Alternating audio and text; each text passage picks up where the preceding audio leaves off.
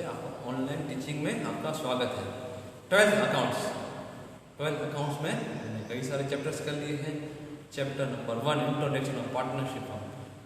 Second जो हमने थोड़ा ब्रेक दे दिया था वो है पार्टनरशिप फाइनल अकाउंट। तीसरा था गुडविल, चौथा एडमिशन ऑफ पार्टनर और रिटायरमेंट पार्टनर के भी हमने कुछ सम्स हमने कर लिए। बट अभी क्या हमारे जो टेस्ट यूनिट टेस्ट के अकॉर्डिंग हमको chapter number 2 partnership of final account आएगा, तो हम लोग पार्टनरशिप फाइनल अकाउंट के बारे में आज सीखेंगे। ठीक है, सबसे पहले इसकी मीनिंग। प्राचीन काल में मनुष्य क्या करता था, अपनी आवश्यकता को पूरा करने के लिए एक स्थान से दूसरे स्थान जाता था। ठीक है, जो जहां पर उसको मिला वहीं पर खाकर वह पूरा करता। बट समय के चक्र के अनुसार आगे उसका डेवलपमेंट होता गया। तभी क्या हुआ, एक व्यक्ति दूसरे व्यक्ति से अपनी वस्तु की अदला बदली कर चीज वस्तु की आवश्यकता पूरी करता था। ठीक है, जिसे साटा पद्धति कहते हैं। साटा पद्धति में क्या होता है, एक व्यक्ति के पास गेहूं है, दूसरे व्यक्ति के पास चावल है।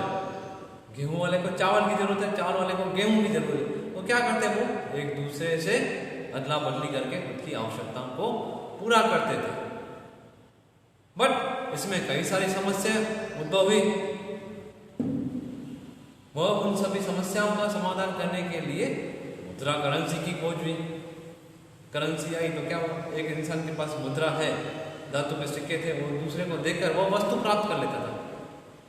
फिर जैसे जैसे और डेवलपमेंट हुआ तो एक व्यक्ति वाली सोल प्रोप्राइटरशिप फॉर्म की शुरुआत हुई। इसमें क्या होता था, एक ही व्यक्ति उसमें पूंजी विनियोग करता था और पूरा का पूरा लाभ खुद ही उसमें लेता था।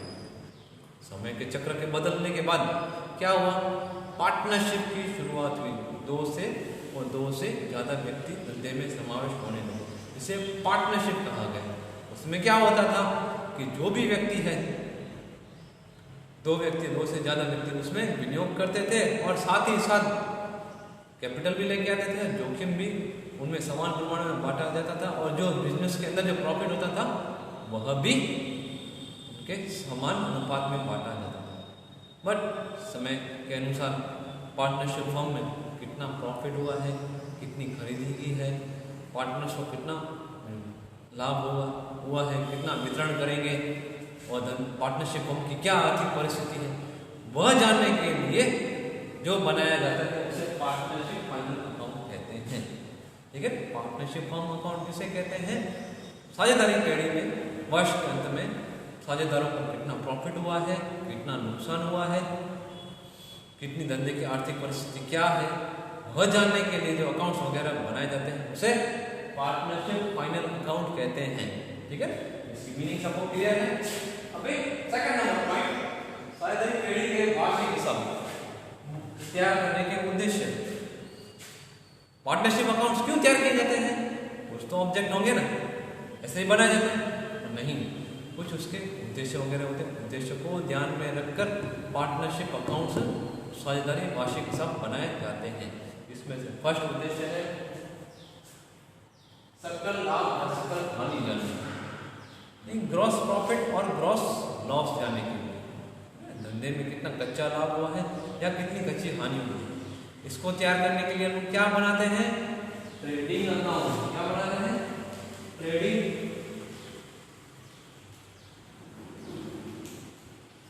अकाउंट, व्यापार खाता बनाते हैं। इस खाते में क्या किया जाता है, माल संबंधित व्यवहार सभी इसमें लिखे जाते हैं, जो हम पहले 11th में सब सीख चुके हैं।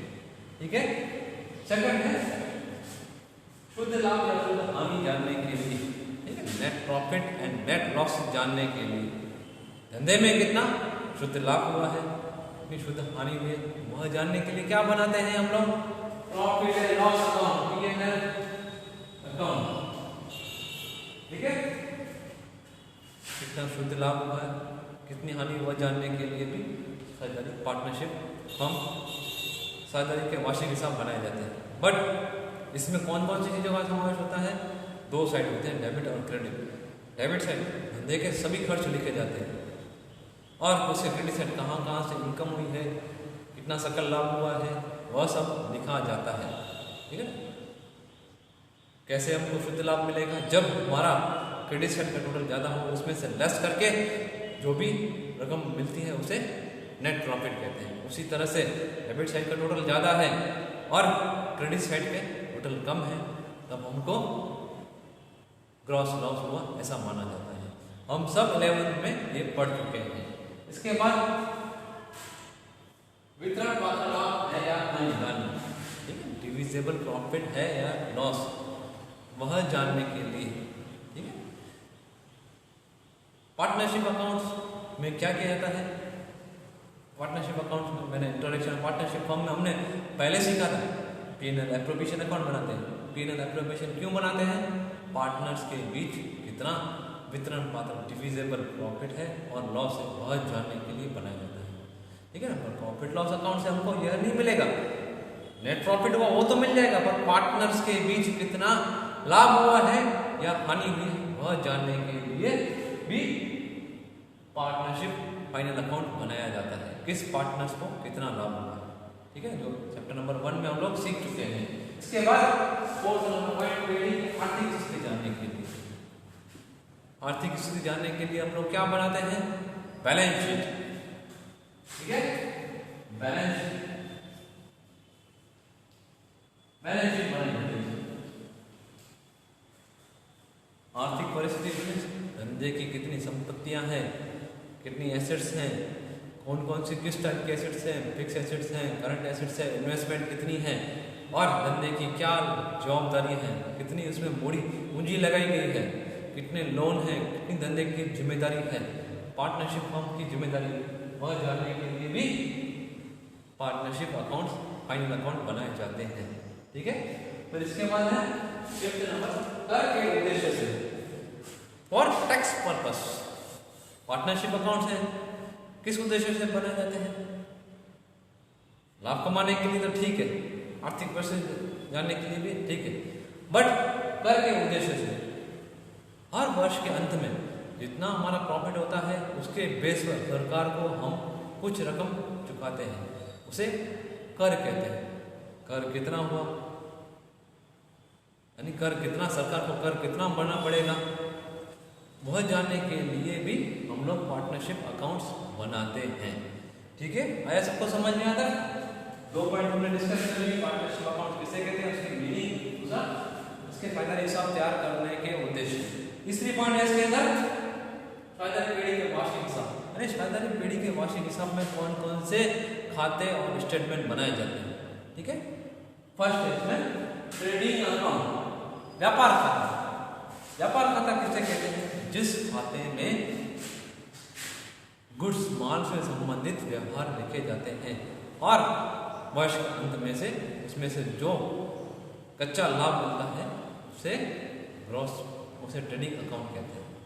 इन द सेंस कहने का मतलब है जिस खाते में माल से संबंधित व्यवहार लिखे जाते हैं उसे ट्रेडिंग अकाउंट कहते हैं। और इसके वर्ष के अंत में इसमें से हमको क्या मिलता है?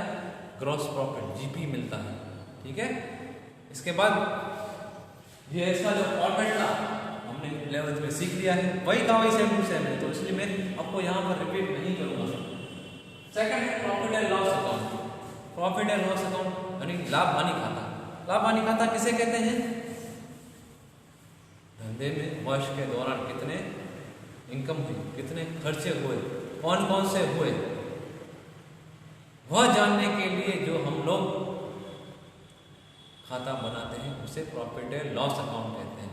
प्रॉफिट लॉस अकाउंट के थ्रू हमको क्या मिलता है? Net profit. नेट प्रॉफिट हमको उसमें से मिलता है और या नेट लॉस मिलता है, ठीक है।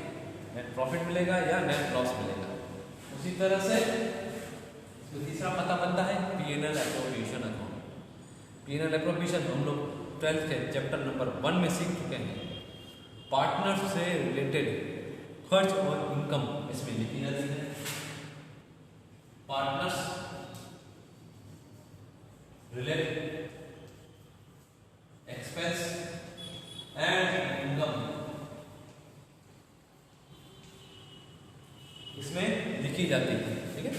तो इस पर से हम लोग क्या जान सकते हैं कि कि पार्टनर्स को कितना प्रॉफिट हुआ है, किस पार्टनर्स को कितना प्रॉफिट हुआ है, कितनी हानि हुई, इस खाते के थ्रू हम लोग जान सकते हैं, डिविजिबल प्रॉफिट जान सकते हैं। इसके बाद इसके अंदर एक और खाता बनाया जाता है, partnership capital account. Chapter number 1 में हमने सीखा था ना, स्थिर पूंजी खाता पद्धति और अस्थिर पूंजी खाता पद्धति। ये हमको सब में पहले से ही बता देगा। अगर चालू खाता देगा तो क्या करने पड़ेगा, स्थिर खाता कैपिटल पार्टनर कैपिटल अकाउंट को अलग बनाना पड़ेगा और करंट अकाउंट को अलग बनाना पड़ेगा। ठीक है, तो इसमें क्या होता है, जितना पार्टनर्स ने कितनी कैपिटल लगाई है, उसको जो भी इनकम वगैरह प्राप्त होती है वह सब क्रेडिट साइड रखते हैं और इसके डेबिट साइड पार्टनर्स के रिलेटेड सब के सब खर्च दर्शाए जाते हैं। तो इसके थ्रू हम लोग पार्टनर्स की कितनी क्लोजिंग कैपिटल है वह जान सकते हैं, उसे क्या करते हैं, बैलेंस शीट में ट्रांसफर करते हैं। इसके बाद 5th नंबर है partnership current account. Partnership current account कब बनाया जाता है, जब हमको सम के अंदर मेंशन कर दे कि आपको स्थिर पूंजी खाता पद्धति से अकाउंट्स मेंटेन करने हैं, या फिर ट्रायल बैलेंस में हमको चालू अकाउंट यानी करंट अकाउंट दे दे, बैलेंस दे दे उसका, तभी भी करंट अकाउंट बनाया जाता है। करंट अकाउंट में क्या किया जाता है, पार्टनर्स के रिलेटेड सब खर्चे इसमें और इनकम सबकी सब लिखी जाती है। इसके थ्रू हमको उसका पार्टनर्स करंट अकाउंट का क्लोजिंग बैलेंस मिलता है, जिसे हम लोग कहाँ ट्रांसफर करते हैं, बैलेंस शीट में। ठीक है, इसका फॉर्मेट हम पहले से चैप्टर नंबर 1 में सीख चुके हैं, वही सेम टू सेम है, तो इसलिए मैं यहाँ पर आपको फॉर्मेट नहीं करा रहा हूँ, डायरेक्टली हम इसके नेक्स्ट वीडियो में सम्स पे आ जाएंगे। ठीक है, इसके बाद बैलेंस शीट। बैलेंस शीट किसे कहते हैं, धंधे की आर्थिक परिस्थिति जानने के लिए जो पत्रक बनाया जाता है उसे बैलेंस शीट कहते हैं। A statement showing the financial position of the business that is called as a balance sheet। ठीक है, वर्ष के दौरान या वर्ष के अंत में कितनी हमारी संपत्तियां हैं, कितनी इन्वेस्टमेंट है, कितनी करंट एसेट्स है, कितनी लायबिलिटी है, कितनी फिक्स एसेट्स है, और वर्ष के अंत में कितनी कैपिटल है, कितनी सिक्योर्ड लायबिलिटी है और कितनी करंट लायबिलिटी है, कौन सी नॉन करंट लायबिलिटी है, वह जानने के लिए जो स्टेटमेंट बनाया जाता है उसे बैलेंस शीट कहते हैं। तो इन सभी के फॉर्मेट हम लोग ये 11th में सीख चुके हैं, इसका भी हम लोग प्रॉफिट एंड लॉस का भी 11th में सीख चुके हैं, ये P&L एप्लीकेशन भी हम लोग 12th में चैप्टर 1 में सीख चुके हैं, और इसके बाद पार्टनर्स कैपिटल अकाउंट ये भी हमने 12th में सीखा है, पार्टनरशिप करंट अकाउंट यह भी हमने कहाँ सीखा है, 12th में सीखा है, और बैलेंस शीट का जो फॉर्मेट था 11th मैंने आपको सिखाया था, अकॉर्डिंग टू शेड्यूल वाइज मतलब कौन कौन से शेड्यूल बनाए जाते हैं उसके अकॉर्डिंग मैंने आपको 11th में सिखाया था। आई होप आपको फॉर्मेट 6 के 6 जो 6 के जो फाइनल पासिंग हिसाब के बनाए जाते हैं वो 6 के 6 आपको क्लियर होंगे। नहीं हो तो एक बार बुक में अच्छी तरह से देख लेना, कुछ भी डाउट हो तो मुझे फोन करके पूछ लेना। नेक्स्ट वीडियो में हम लोग सीधा इसके सम्स पे आ जाएंगे। ठीक है ना, सम्स डायरेक्ट करेंगे, आपको मैं फॉर्मेट पहले से सिखा चुका हूँ, तो टाइम वेस्ट नहीं करना है, टाइम बहुत कीमती है। इसके बाद नेक्स्ट वीडियो में आपसे सम्स स्टार्ट कर देंगे प्रैक्टिकल। अभी के लिए इतना ही। आपको इस कंटेंट के रिलेटेड यानी विषय वस्तु के रिलेटेड कुछ भी डाउट हो तो प्लीज़ मुझे फ़ोन करके